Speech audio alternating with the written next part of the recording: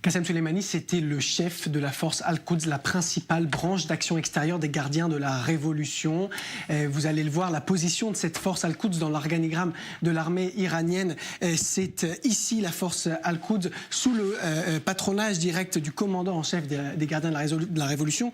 Alors, ça peut sembler assez subalterne, mais en réalité, Qassem Soleimani a très vite pris une place qui dépassait de très loin ses attributions d'origine. Il a gagné en interne l'oreille du guide suprême, notamment dès après sa nomination, en faisant pression sur le président modéré Khatameh de l'époque pour réprimer violemment les manifestations qui avaient lieu dans les rues, manifestations étudiantes. Il a donc établi une ligne directe avec le guide suprême et d'ailleurs la plupart des factions iraniennes, ce qui faisait de lui une figure extrêmement rare dans l'apparatus de puissance iranien et à bien des aspects, à bien des égards, plus puissant que le président lui-même. En tout cas, lui-même le pensait, lui-même le savait qu'il était le plus puissant. Voici un texto qu'il a envoyé au général américain Petraeus qui était en charge de l'invasion américaine de l'Irak. « Cher général Petraeus, dit-il, vous devez savoir que je contrôle, moi, Qassem Soleimani, la politique de l'Iran en Irak, au Liban, à Gaza et en Afghanistan. »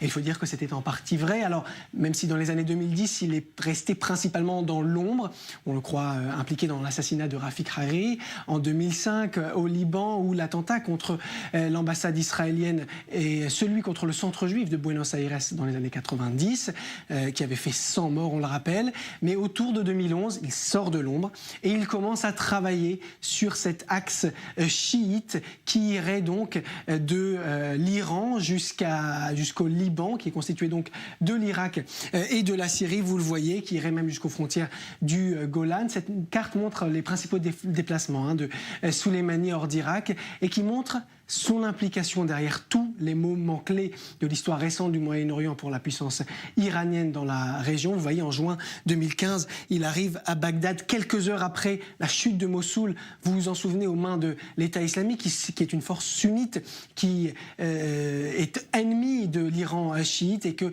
Soleimani ne cessera de combattre, notamment à Tikrit en 2015. Il ne pouvait pas laisser l'État islamique gagner l'Irak.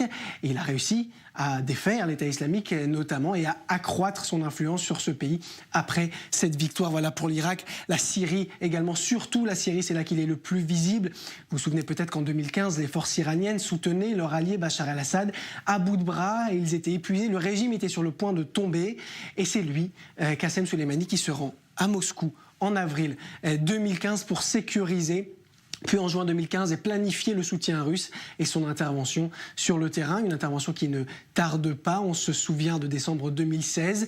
Il est là, à Alep. Il coordonne avec les Russes le très brutal assaut qui a pris pour cible l'aide humanitaire, notamment sur cette ville rebelle d'Alep en mai 2018. Également au Liban, lorsque le Hezbollah gagne des sièges à l'Assemblée libanaise, il est là pour coordonner la formation du gouvernement donc à Beyrouth. Et puis cet automne, lorsque les manifestations ont commencé en Irak, il est là également pour coordonner la répression de ces manifestations qui prennent pour cible notamment la puissance iranienne dans le pays, et il essaie de peser sur la formation d'un nouveau gouvernement et d'accroître encore plus sa puissance sur le pays. Alors voilà cet axe chiite en formation, en mutation, qui est aussi contesté, comme je le disais, par ces manifestations. Alors est-ce que cette fragilisation, elle va s'accroître avec l'élimination de Qassem Soleimani par les Américains, ou est-ce que cela délégitimera encore plus toute opposition à cet axe chiite? Cela reste à voir dans les prochaines semaines, les prochains mois et les prochaines années.